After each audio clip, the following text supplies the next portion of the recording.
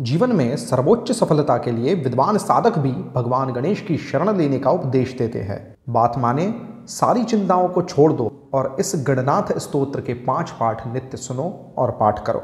इस स्तोत्र को पूर्ण एकाग्रता से सुने। जय श्री राधा कृष्ण।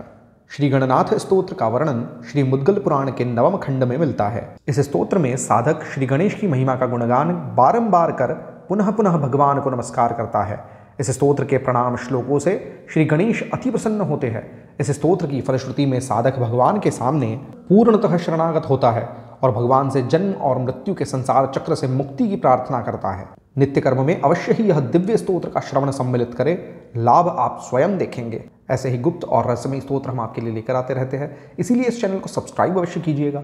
वीडियो को अंत तक अवश्य देखें और वीडियो के अंत में गजाननाय नमः कमेंट करना न भूलें। आइए सुनते हैं श्री गणनाथ स्तोत्रम।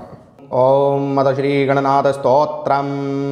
गर्भ उवाच नमस्ते गणनाथाय ब्रह्मणे ब्रह्मरूपिणे अनाथानां प्रणाथाय विघ्नेशाय नमो नमः।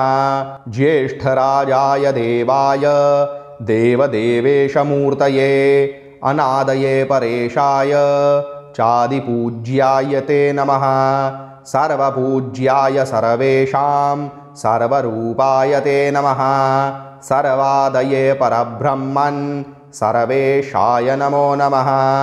गजाकारस्वरूपाय गजाकारमयाय ते गजमस्तकधाराय गजेशाय नमो नमः। आदिमध्यान्तभावाय स्वानन्दपतये नमः। आदिमध्यान्तहीनाय त्वादिमध्यान्तगायते। सिद्धिबुद्धिप्रदात्रे च सिद्धिबुद्धिविहारिणे सिद्धिबुद्धिमयायैव ब्रह्मेशाय नमो नमः।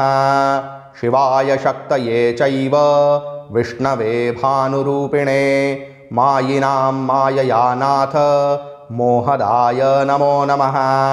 किं स्तौमि त्वां गणाधीश यत्र वेदादयो परे योगिनः शान्तिमापन्ना अतस्त्वां प्रणमाम्यहम्।